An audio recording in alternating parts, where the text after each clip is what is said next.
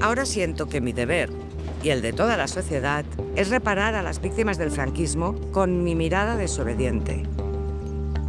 Soy Ana Velasco, nieta del falangista Luis Velasco Moreno.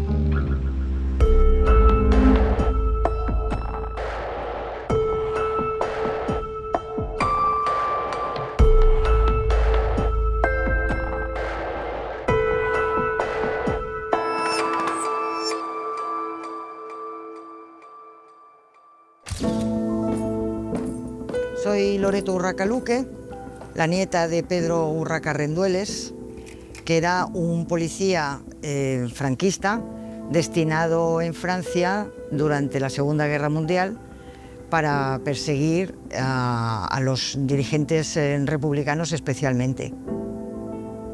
Es el mejor ejemplo de la triple colaboración entre las policías fascistas. Pedro Urraca colabora muy estrechamente con la Gestapo, que es quien realmente hace las detenciones, porque no eran ni extradiciones ni nada, era simplemente les detienen y los transfieren a España, y desgraciadamente muchos de ellos terminaron siendo fusilados por los franquistas. Son muchas personas las que están, digamos, en la lista de las víctimas directas de Pedro Urraca. El que más se ha estudiado es Lluís Companys, el presidente de la Generalitat de Cataluña, pero desafortunadamente no fue ni mucho menos el único. Manuel Azaña, el presidente de la República, hubiera sido para él su mayor presa, y llama la atención esa foto de Lluís Companys que le toma Pedro Urraca. Él es consciente de cuál es su destino en España, pero está sin esposar, está fumando, parece tranquilo. Pedro Urraca, desde luego, era alguien frío, sabía perfectamente en qué consistía su trabajo y cuáles iban a ser las consecuencias últimas de las capturas que hacía para los franquistas. Y el descubrimiento para mí fue cuando leo, el titular era terrible, era demoledor: Urraca, cazador de rojos. Y me lo pongo a leer con avidez. Ahí es en donde descubro que había sido policía y los años que había estado en Francia. Yo estoy convencida de que sus años en la Segunda Guerra Mundial fueron para él los mejores años de su vida, porque el ser el responsable directo y último, realmente el artífice de que se arrestaran a todas aquellas personas, le valió a él de recibir méritos digamos, en el cuerpo de policía y en el Ministerio del Interior y en el Ministerio de Exteriores para quien también trabajaba.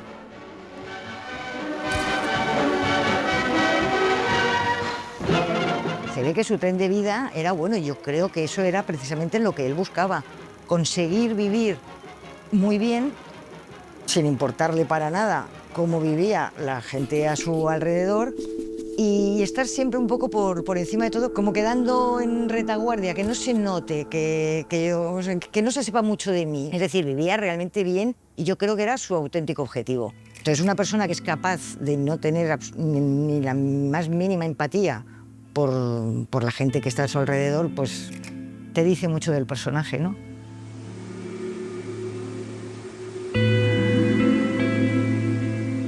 En mi caso, no hubo una transmisión familiar porque mi padre se había ido de casa cuando yo tenía 4 años, y eso fue lo que imposibilitó que yo conociera realmente durante mi niñez quién era Pedro Urraca. Por eso le descubro solamente en 2008.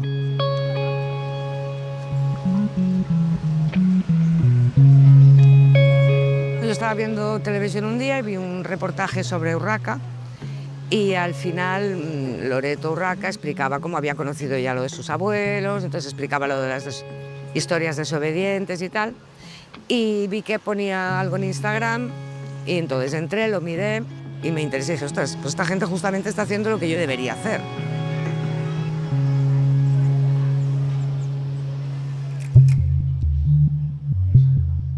La primera vez que busqué y puse Luis Velasco Moreno y salió, Me quedé alucinada, porque nosotros no pensábamos que era tan importante como para estar.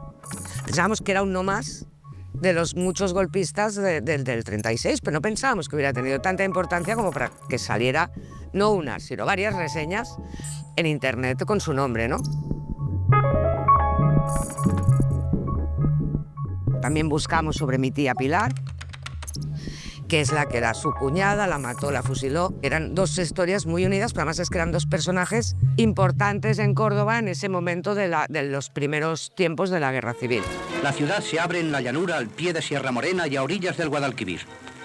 Yo tengo escrito que la guerra la desencadenan el cuartel, el casino y la sacristía. Fue una ciudad sin guerra como muchas de España y en todas ocurrió lo mismo. No fue Córdoba una excepción, lo que pasa es que lo de Córdoba reviste una crueldad extraordinaria que hemos estudiado y lo sabemos mejor. Desde el mismo día 18 de julio nombran al comandante Martínez Zabalete como jefe de orden público y a su servicio está Luis Velasco y otros falangistas. Para el exterminio que se va a organizar de inmediato, primero con diputados, el alcalde, el presidente de la diputación, etcétera, que en los primeros días son fusilados. Siempre hay militares al mando. Y estos jóvenes de Falange son la ultraderecha útil, que es la que conoce, porque Velasco conocía a la gente obrera, porque se dice que había sido de izquierdas en su primera juventud. Forma un círculo muy estrecho con los conductores de los camiones de la muerte, entran en los barrios de Córdoba formulando denuncias, detenciones, llevando gente a la prisión de una manera.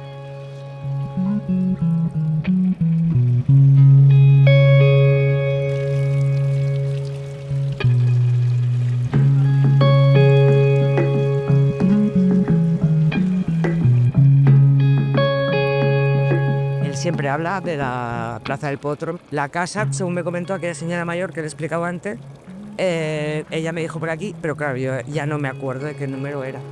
Pero era una de estas seguro. 8 o 9 de la Plaza del Potro. Sí, sí. Bueno es saberlo y tener detalle de todo, pues de los protagonistas de tamaña barbaridad. De años tan terribles.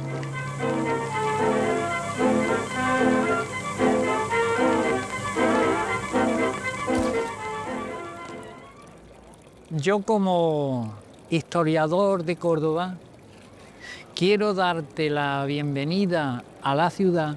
Muchas gracias. Por el gesto que has tenido de desobedecer a la línea de tu familia, entre la que tu abuelo Luis Velasco lamentablemente dejó mala memoria en Córdoba. Bueno, es que yo creo que estamos obligados, de alguna manera, a desobedecer a este camino familiar, precisamente porque es un camino, pues lo voy a decir así tal cual, de maldad, ¿no? De cosas, de hechos impensables dentro de la cosa que fuera eso. Sentido común, la verdad, la ética y la moral, ¿no? La hazaña contra la gente de izquierdas, contra el socialista, fue tan neurótica que Luis Velasco hizo fusilar a su propia cuñada, tu tía, Pilar Barrena. Una ley de memoria democrática como la que tenemos hoy en día, que está muy bien que involucre al Estado en la exhumación de las víctimas, pero también estaría muy bien que planteara que las víctimas, para ser víctimas, tienen verdugos. Si quieres hablar de profundización democrática, por Dios, háblame algo así, háblame de las víctimas y háblame de los victimarios. Es que parece a veces que las víctimas han nacido por partogénesis. O sea, parece que, bueno, estos, ¿por qué son víctimas? Murieron, se murieron, fueron asesinados, ¿pero por quién?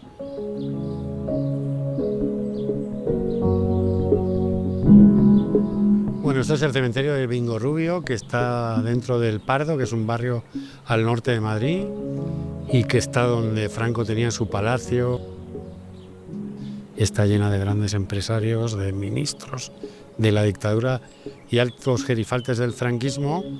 Y cuando se murió su mujer, a ella la enterraron aquí. Y en el año 2019, cuando Franco sale del Valle de los Caídos, es enterrado en este panteón. Esto es como un altar dedicado a Franco. Ahí abajo está su nombre, con esas letras de plástico. Llegó aquí a finales del 19, pues desde principios del 20 esto lleva convertido en un altar fascista desde entonces. Que en teoría es ilegal, pero... Y yo suelo ir con grupos de estudiantes, periodistas, doctorandos extranjeros, hago una especie de ruta, voy al Valle de los Caídos y luego vengo aquí para enseñarles dónde está enterrado Franco y qué lo rodea, ¿no? Porque aquí hay nazis, hay algún fascista de algún país del este, está el dictador dominicano Leónidas Trujillo. Quiero decir, podríamos decir que hay una cierta representación de lo peor de la humanidad. Bueno, y en esta tumba está el excelentísimo señor don Carlos Arias Navarro, que fue presidente del gobierno, alcalde de Madrid, y es el que anunció a España entre sollozos que Franco había muerto. Al lado está otro ministro de la dictadura, Demetrio Carceller. Y a 3 metros está la tumba de José Carrero Blanco, que murió en un atentado en diciembre de 1973. En una pequeña zona está casi un consejo de ministros de Franco. Lo que no ha habido en muchos años de democracia, digamos, son disidencias, ¿no? Gente que haya salido a expresar que rechaza pues, que sus abuelos o sus bisabuelos hubieran sido jefes de falange o hubieran tenido un puesto relevante en una dictadura que ganó el poder mediante el uso de la violencia.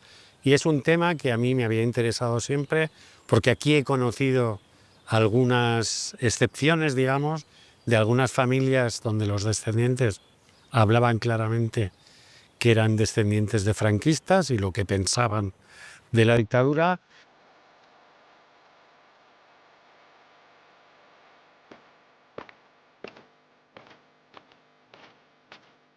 Cuando entro en esta prisión, en la prisión modelo de Barcelona, lo que pienso, por mi posicionamiento ante ciertas cuestiones públicas, es en todas las personas que pasaron por esta prisión como consecuencia de la represión política, de los malos tratos que sufrieron y de las calamidades que aquí padecieron, desde la finalización de la Guerra Civil Española hasta la recuperación de las libertades.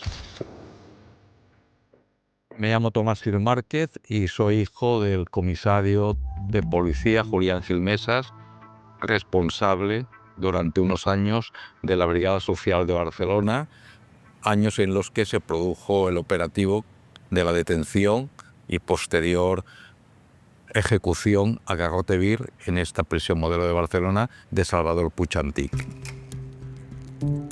Mi padre se incorporó en la Brigada Político-Social de la Jefatura de Barcelona en los años 40 y algo. Y allí desarrolló el 90% de su actividad profesional en diferentes categorías, hasta que en el año 1970-71 se incorporó con la categoría de comisario jefe de esa brigada social. Bueno, el trabajo de la Brigada Político-Social se sustentaba en la represión de la disidencia política.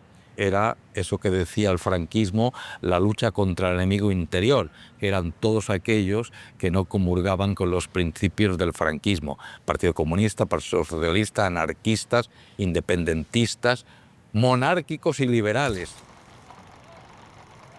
Hay testimonios todavía vivos, algunos y algunas de ellas, que pueden dar fe de esos malos tratos recibidos en Vía Laietana 43.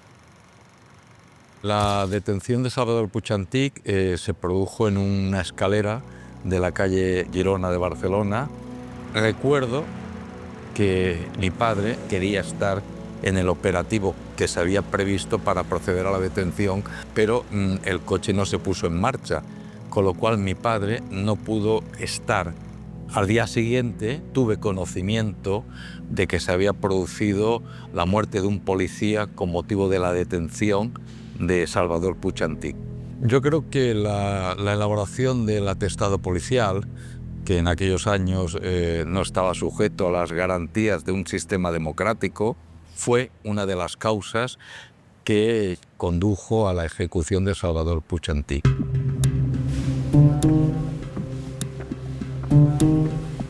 Esta es la sala, la conocida sala de paquetería, ese es su nombre, en donde se produjo la ejecución a través del garrote vil de aquella sentencia que condenó a muerte a Salvador Puig Antich. Fue el 2 de marzo de 1974, un triste sábado. El tema de mi padre, de quién era, a qué dedicó su actividad profesional, que es a la represión política, pues ha provocado la postura mía de reconocimiento y condena, una ruptura con el ámbito familiar. Soy Elena, nieta de Manuel Hedilla, jefe nacional de la Falange entre 1936 y 1937, tras la muerte de José Antonio Primo de Rivera. Der Führer der spanischen Falangisten, Manuel Hedilla. Falange Española no es un partido político. Es, como dijo su fundador José Antonio Primo de Rivera, un modo de ser. Bueno, yo no iba tanto buscando la historia de mi abuelo, que parecía evidentemente sobredocumentada, sino la suerte que tuvo su primera mujer, mi abuela, y los otros hermanos de mi madre, sobre los que apenas había información. En los álbumes familiares que Manuel Hedilla conserva, no aparece ni una sola imagen de su primera mujer, ¿no? Mi madre fue, junto con él, los únicos supervivientes de esa primera familia que él, en su primer matrimonio, fundó junto con mi abuela. Entonces, efectivamente, en la transmisión del legado familiar había mucha oscuridad en el relato sobre el devenir de esas otras personas de la familia y, sin embargo, una sobreabundancia de datos de la figura histórica. Entonces, la sensación que daba era como si se hubiera querido dar carpetazo a una parte de la historia. Me inquietaba mucho preguntas muy sencillas, como, ¿pero era un hombre bueno o no? Humanamente, desde luego para mí, pues dejaba mucho que desear. Le veía como alguien frío, cruel, alguien obsesionado en su proyección histórica, con Franco hasta su muerte. Parecía que las personas que estaban a su alrededor no jugaban ningún papel. En cambio, por gritar ¡Viva España! O ¡Arriba España!, hay centenares de encarcelados. José Antonio fue fusilado y entonces, en una decisión bastante insólita, decidieron hacer una cosa que no estaba en los estatutos, que se llamaba crear una junta de mando provisional, y al frente de esa junta pusieron a un jefe de segundo nivel, un jefe provincial, que se llamaba Manuel Hedilla.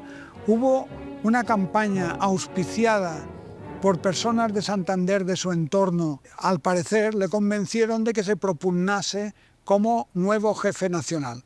Eso desencadenó una lucha por el poder. Hedilla fue destituido, pero decidió retomar el poder, y en esa retoma del poder ordenó la detención de sus enemigos. Se produjeron 2 muertes y eso fue aprovechado por Franco para acelerar sus planes de incautarse de la Falange. En el régimen de Franco, a la Falange se le concederán determinados poderes, sí, importantes, pero nunca todo el poder. Y la política que hará el régimen de Franco no será el programa falangista, como sí se hará en los regímenes nazi e italiano.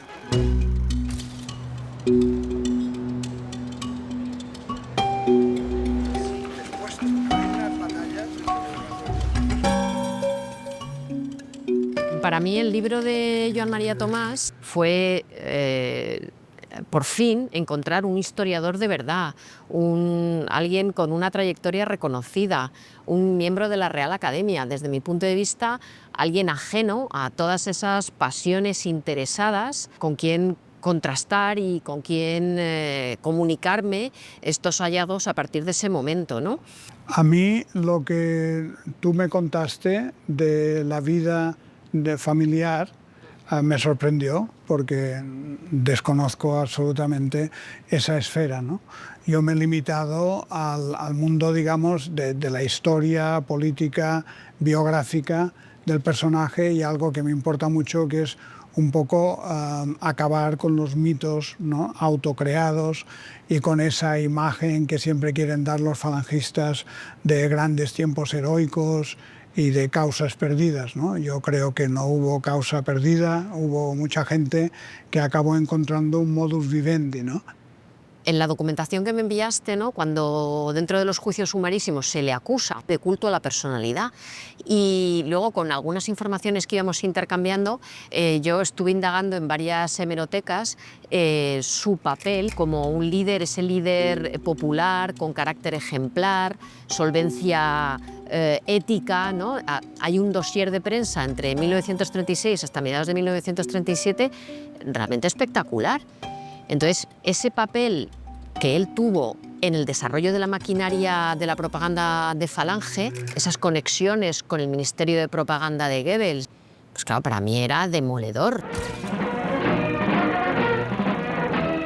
Una de las aportaciones de los últimos años, que te la debo a ti, fue el poder visionar un pequeño reportaje hecho por los alemanes, ¿no?, en el cual por primera vez vi a Hedilla al lado de una representante del Partido Nacional Socialista Alemán.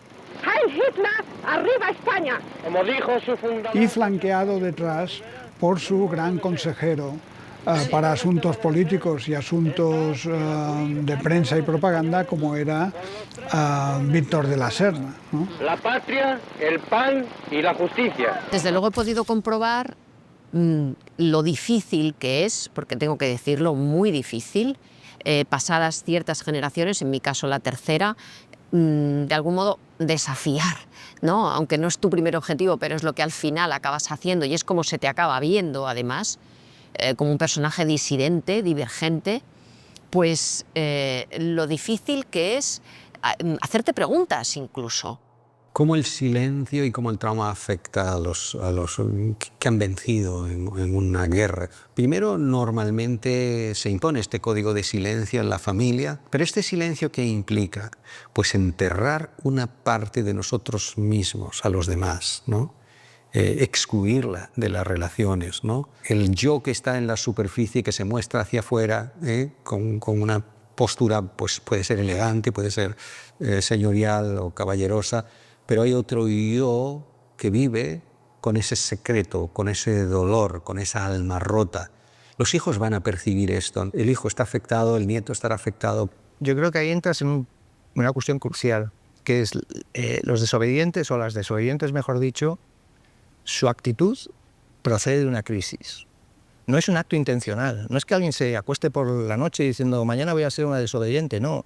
Tiene que ver con procesos sociales de desidentificación, no son decisiones. Es que te van colocando la vida o las experiencias que vas teniendo en un lugar que no deseabas. Esto de estar supuestamente del lado del bando vencedor tiene también sus efectos secundarios, ¿no? Casi que es peor hacerte preguntas, porque al fin y al cabo has salido ganando, ¿no? Podrías perder tu status quo. Efectivamente, puedes pensar que eso va a ser así, pero son status quos que compensan, o sea, las personas que pertenecen a las familias de los victimarios, ¿sobre qué estás asentando tu vida adulta? ¿No? Estas preguntas, ¿a alguien le interesa hacérselas? Bueno, a la vista está que no, ¿no? Y por eso hay tan pocos casos, yo creo.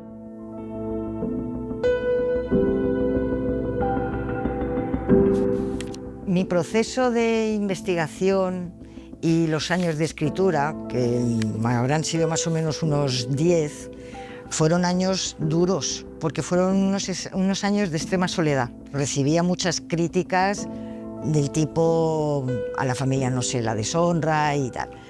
Y a mí todo aquello me convencía más.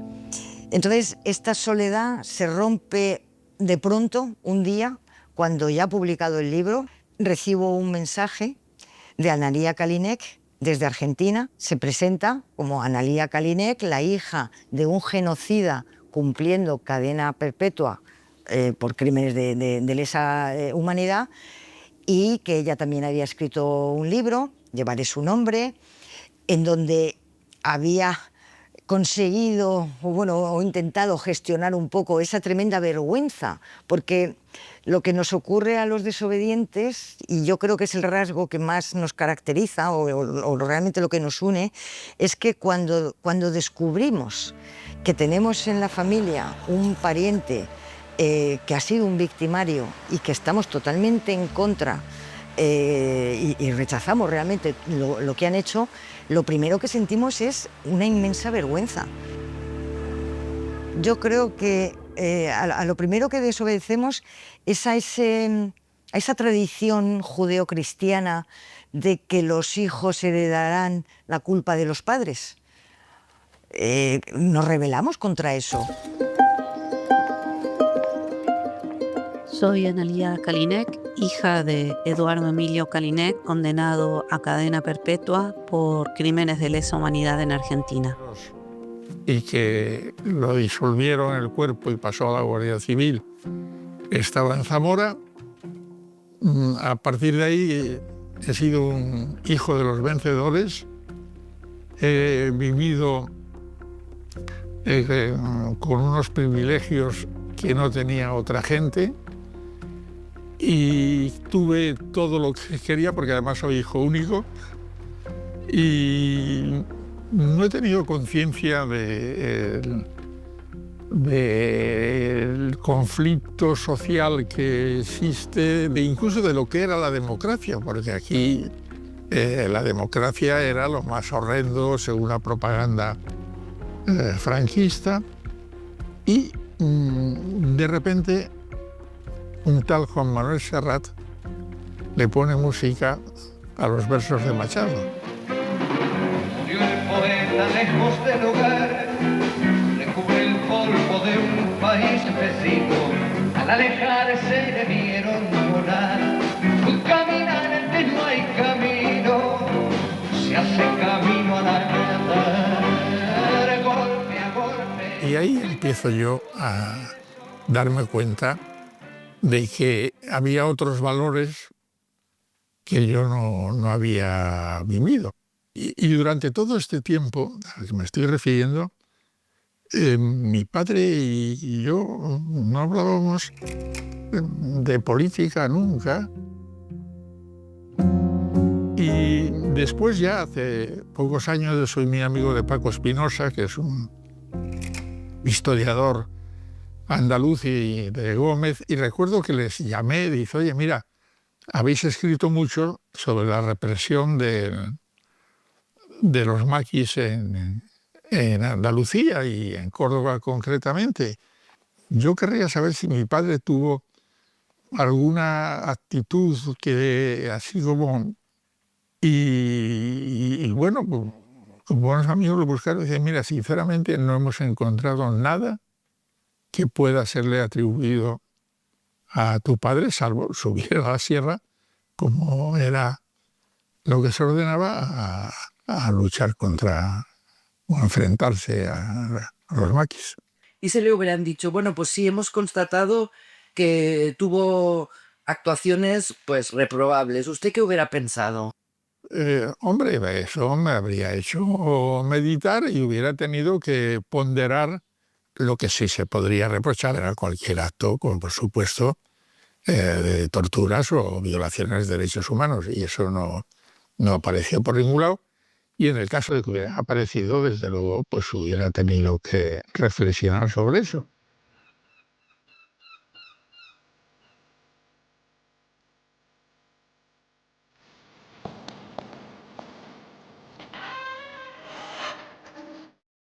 Desde que la prisión modelo es un espacio de memoria, tenemos la oportunidad de visitarla. Esta es la celda donde estuvo Salvador Puig Antich. Prácticamente continúa igual, se han hecho algunos cambios.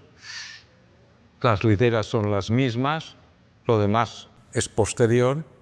Y en esta celda pasó los últimos momentos de su vida Salvador Puig Antich, hasta el momento final de la ejecución a garrote vil.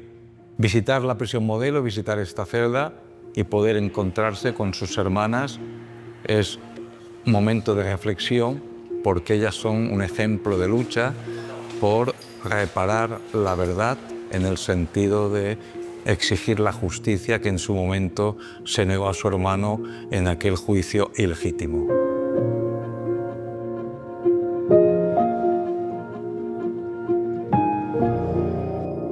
A ver, Tomás, ¿qué sensación te dio cuando te preguntaron si querías conocer a las hermanas de Salvador?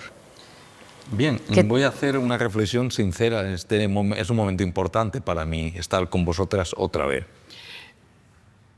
Yo quise estar con vosotras.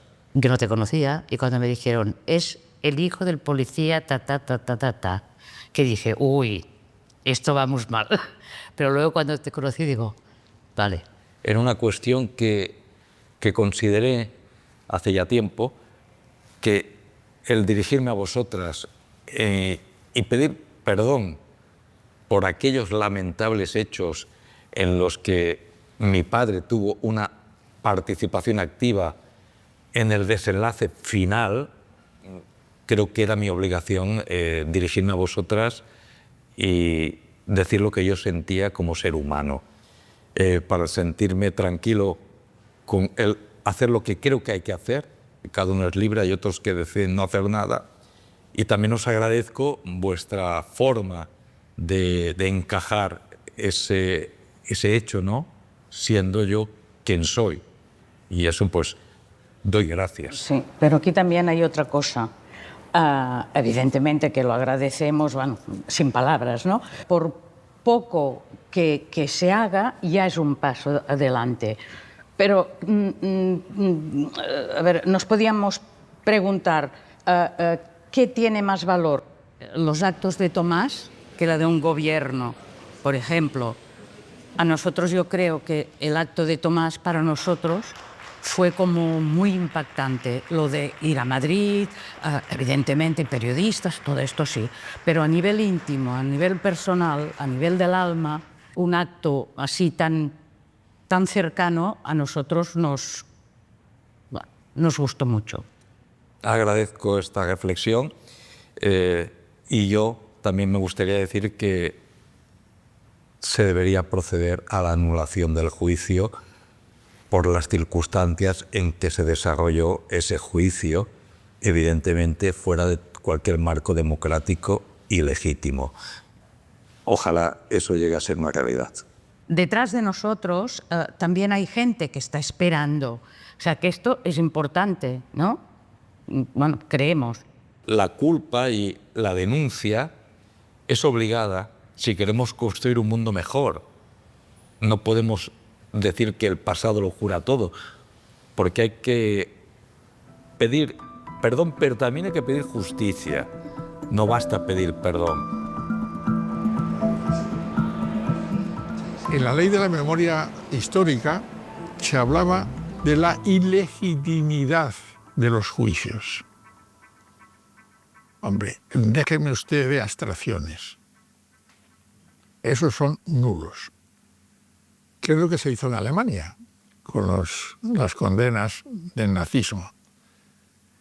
La ley de memoria democrática hay que reconocer que da un paso más y ya declara la nulidad de los juicios, pero sin ningún otro efecto, ni reparación, ni indemnización, ni nada. Reparar sirve para reconciliarse. Si el otro me importa como humano en la relación, yo quiero hacer algo para reparar si siento que yo o algún miembro de mi clan han hecho daño, ¿no? El perdón no es ya tanto para el otro, el perdón es una experiencia que libera a uno mismo, al que perdona, ¿no?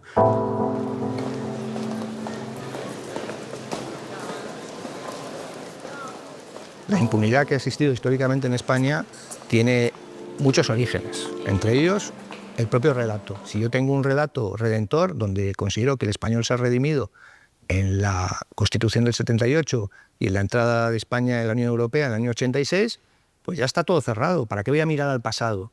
si el pasado lo único que hace es condenarme, mejor no hablemos de lo que no debemos hablar, ya lo tenemos todo pactado. No vaya a ser que despertemos al espectro del cainita que llevamos todos dentro. Se nos recuerda cada 2 por 3. Hasta el día de hoy, los ejecutores de la represión se han paseado tranquilamente, nadie se ha atrevido a decir nada, incluso en los pueblos, porque yo los he visto.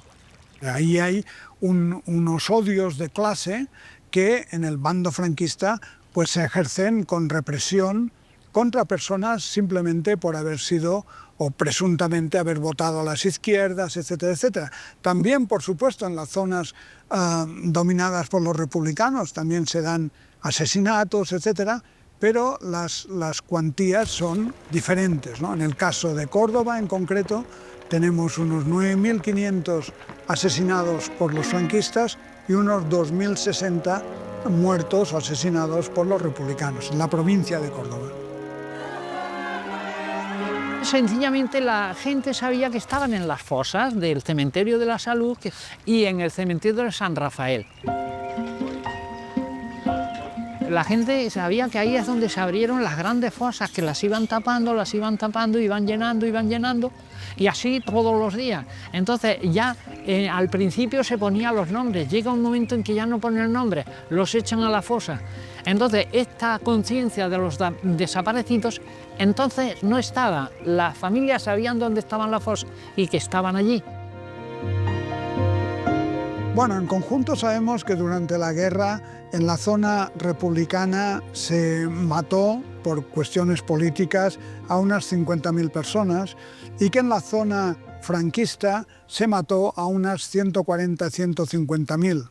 Eso tiene que ver con que, entre otras cosas, en que el bando franquista fue el que fue ganando la guerra y fue adquiriendo cada vez más territorio.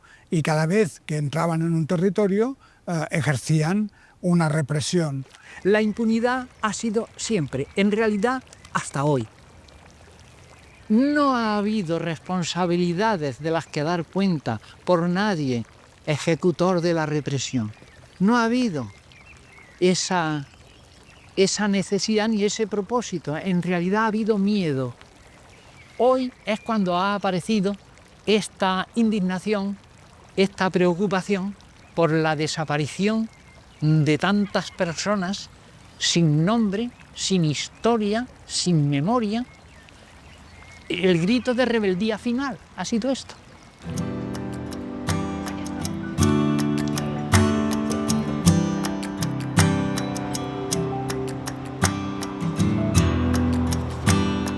Qué alegría me da de cuánto bueno.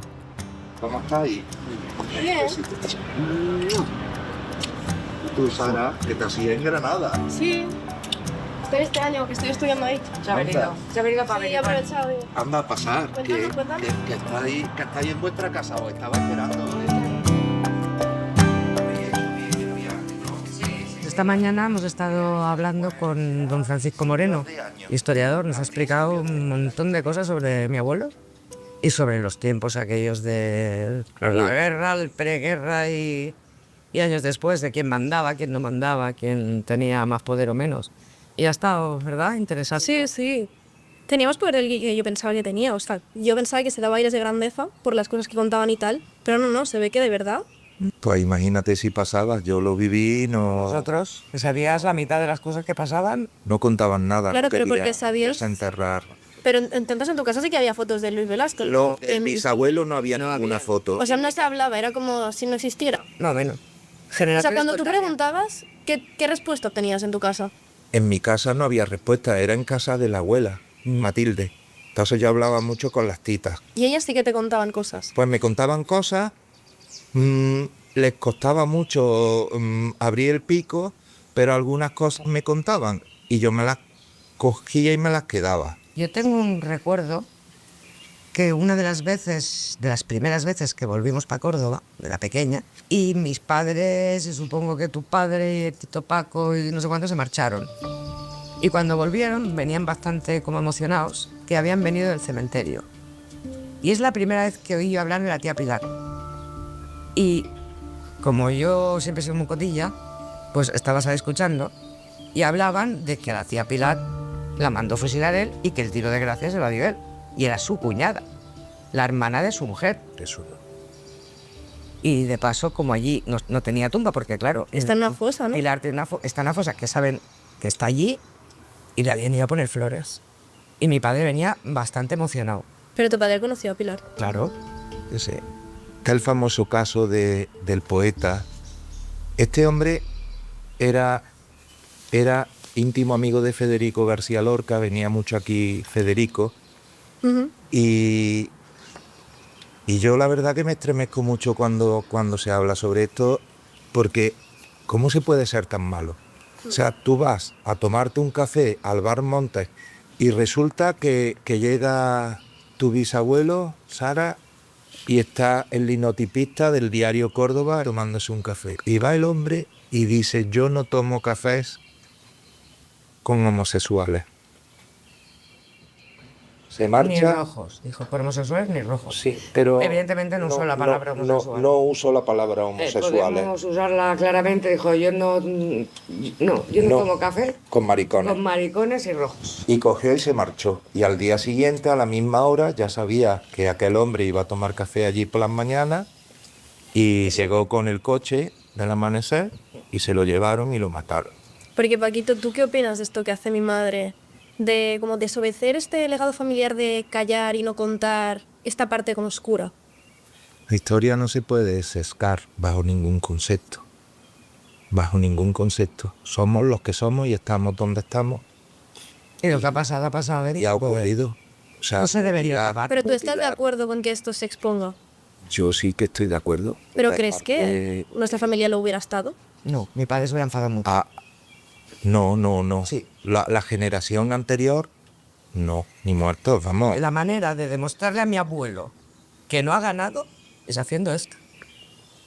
Para mí es imprescindible. O sea, es una cosa que si estuviera en el otro lado, querría que pasara. Y además es que creo que debería pasar a mucha más escala y tendríamos que ser muchos más. Bueno, y también demostrar que pese a ser los descendientes de los ganadores de la guerra, no estamos de acuerdo con lo que pasó, ni con cómo fueron las cosas.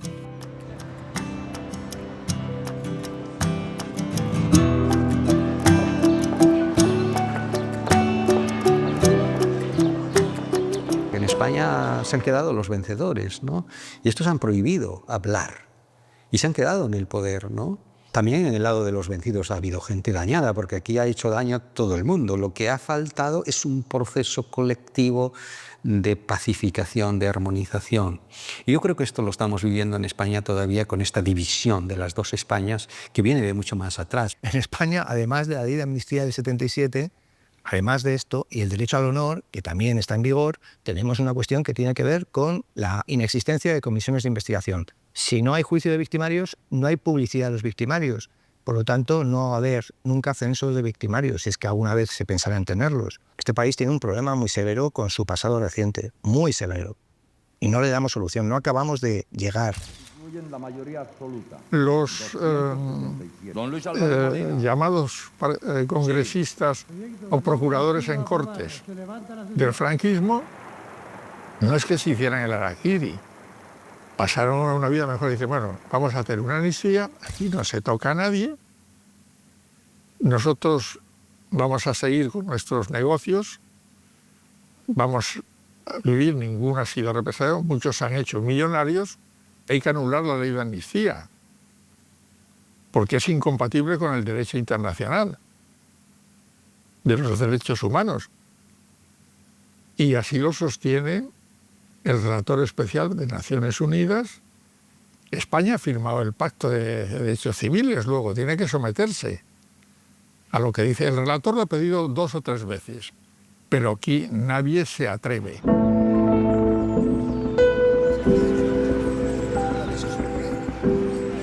Cuando vengo a Barcelona y voy a Montjuïc, me gusta ir a los lugares de memoria, puesto que han ocurrido hechos históricos que en el fondo han atravesado también a mi propia familia.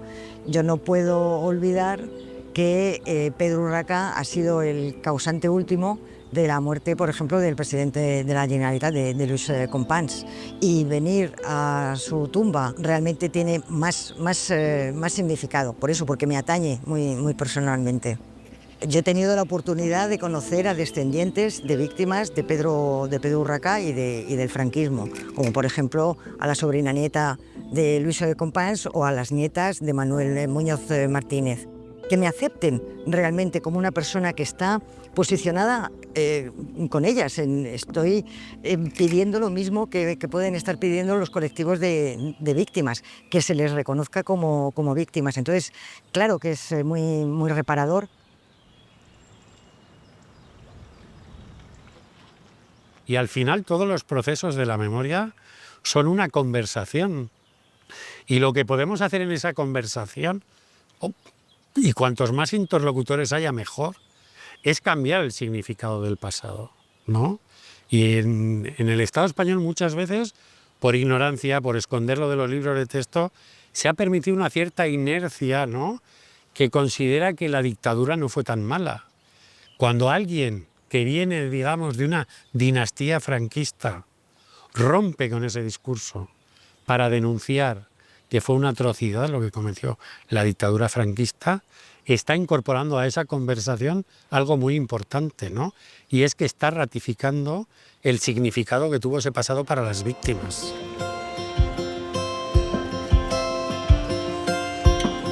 Cuando tenemos oportunidad, hacemos actos conjuntos en donde participamos los desobedientes que podamos, en donde presentamos el colectivo Historias Desobedientes, no solamente el pequeño grupo que se está formando en España, sino, digamos, los desobedientes internacionales. Y siempre decimos lo mismo, somos un colectivo, uno solo, de personas que hemos sentido una tremenda vergüenza al descubrir o al ser conscientes de cuál había sido el papel de nuestro familiar, sea abuelo o sea padre, en lo que son crímenes dictatoriales, para no seguir transmitiendo ese legado de culpabilidad. Queremos cortar con ello y que nuestras historias se conozcan, por lo menos para que sea una especie de alerta a las futuras generaciones y de intentar evitar que esas dictaduras tan represivas puedan volver a surgir. Me parece que tenemos que mirarnos más a los ojos, que abrazarnos más y también conocer nuestra historia, ¿no? Nuestra historia personal, nuestra historia familiar, y entrelazar eso a la historia de un país, ¿no? Que me parece que así se construye la memoria colectiva y un futuro también más solidario. Este viaje nos ha servido a todos para poder conocer más toda la historia de mi abuelo. Creo que las víctimas merecen un reconocimiento muy importante. Y creo que si más gente como yo, familiares, descendientes de victimarios o de genocidas como mi abuelo, pues esto es bueno, es necesario. Más que bueno es que es necesario, que lo necesitan. Lo necesitamos todos.